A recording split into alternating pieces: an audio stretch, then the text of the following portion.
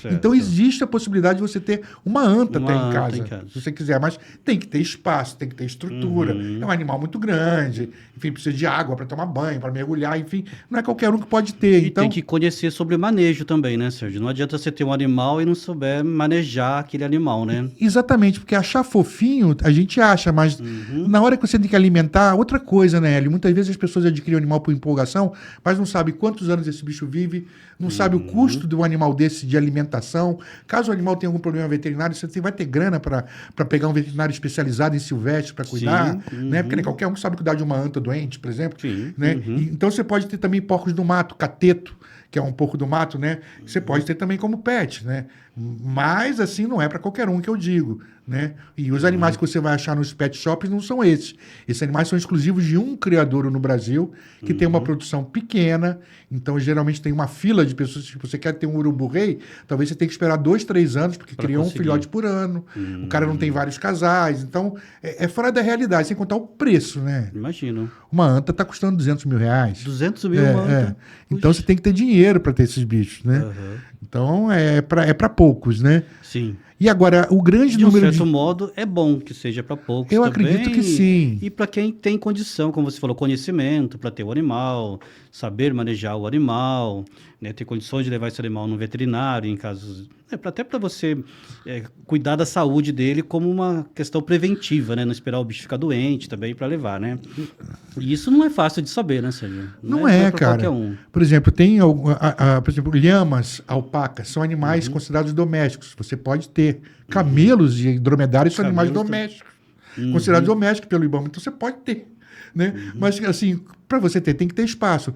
Eu sei que tem umas lhamas de uma senhora que tem muita grana que passeiam pela Avenida Paulista de coleira com seus tratadores, assim, Certo. né? Eu tenho amigo que tem ema como animal de estimação. Esse André Poloni, que tem a jaguatirica, ele tem ema legalizada, ele tem lhamas legalizadas, ele tem jacaré legalizado, tem um monte de coisa assim, mas assim é para poucos, para quem tem a noção de ter, né? Certo. Ô, Sérgio, e falando assim de animais que pode ser perigoso, que pode trazer um risco, por exemplo, a gente sabe que no Brasil você não pode ter uma cobra peçonhenta, né? Nos Estados não Unidos pode. você pode, né? Em alguns estados, Alguns né? estados, Não são todos, né? Mas no Brasil você não pode. E que animais assim que estaria realmente um risco para a pessoa assim?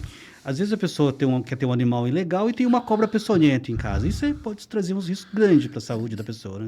Claro que sim, cara, porque muitas vezes quem curte répteis, na sua maioria, são uma molecada mais jovem, assim. E às vezes por inconsequência e por uma loucura qualquer ou por uma paixão, acha uma cascavel numa fazenda, leva para casa, põe num terrário, né? E muitas vezes esses animais, às vezes, eles não demonstram que eles são... Mas eles são reativos, então muitas vezes o cara, minha cascavel já é mansa, eu troco a vasilha de água sem ter que tirá-la do terrário. E um dia acontece uma picada, né? Aí a pessoa, você não vê há uns anos atrás um rapaz em Brasília que tinha nagens e tal, né? o cara foi e não picado. Não tem nem soro, né, para isso. E ele não tinha soro, ele tinha nagem e ainda fazia aquela manipulação com a mão, sem né, que eles chamam de free handling, que é mexer com a mão sem ganchos ou sem aparelhos assim. Ele foi picado. Por sorte, o Butantan trabalhava com aquela espécie de naja e tinha uma partida de soro. O moleque foi atendido com esse soro do Butantan. Como era uma família de grana, depois comprou soro gringo para repor esse soro que o Butantan perdeu. Sim. Mas o menino não morreu por isso. Se fosse um pobre qualquer aí que tivesse essa naja clandestina... E mais, Hélio, a gente sabe que no mercado negro existe gente reproduzindo naja aqui no Brasil, aqui em São Paulo, e vendendo filhote naja a R$400. Puxa. Então, qualquer moleque maluco desse pode comprar e morrer, porque não vai ter soro, né? Porque essas pessoas que têm esses bichos gringos, peçonhentos, não têm o soro, né? Então, confio na sua habilidade de tentar manusear, mas sempre com risco. Cara, sempre vai ter o risco, né? Risco, né? Sempre vai ter risco, né? Então, assim, fora os animais legais, assim, animal silvestre que você pode ter, tem uma gama enorme de aves, né? Mas falando ainda de serpentes, Sérgio, quais que a gente pode ter em casa aqui no Brasil? Hoje tem uma infinidade de espécies, de cobras inofensivas. Por exemplo, Você pode ter cobras brasileiras, você tem as jiboias, você tem as salamantas ou rainbow boas, as boas arco-íris do gênero Epicrates, que são bem menores que as jiboias, né? Tem até uma espécie de sucuri legalizada, que é a sucuri amarela, é o Nexnoteus, que fica um pouco menor que a outra sucuri gigante, mas mesmo assim é um bicho que passa de 3,5 metros. Você tem uma série de boídeos africanos, que eles chamam de sandboa, são umas jiboinhas que vivem embaixo da areia, que são bichos também legalizados. E existe uma série de cobras norte-americanas, como as king snakes, como as milk snakes, né? E como uma série delas são cobras de pequeno porte, geralmente tem 1000 mutações de cores diferentes, né? Não são peçonhentas. Não são peçonhentas. Tem uma espécie de piton também, a piton ball, que é uma piton pequena, né? Que o nome científico é piton regius. Tem milhões de mutações com todas as cores que você pode imaginar, também estão sendo vendidas no Brasil legalmente, né? As grandes pitons gigantes foram proibidas, não são permitidas, esses animais com mais de 4, 5 metros, porque tem capacidade até de matar uma pessoa. Não tem peçonha, mas pode. Mas podem matar uma pessoa, né?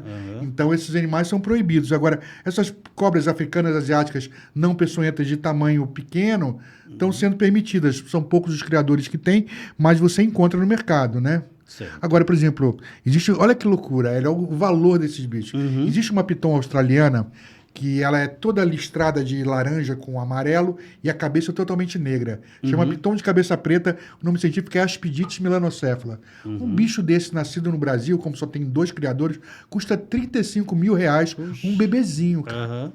Bebezinho, né? Eu vi uma na casa do Richard, né? O Richard pode, né? Sim, né? sim. Então, assim, existem animais a preços altíssimos, como uma cobra papagaio, que é uma jiboia verde brasileira, também nessa faixa de R$30 mil um filhote. Então, existem animais para preço para todo mundo.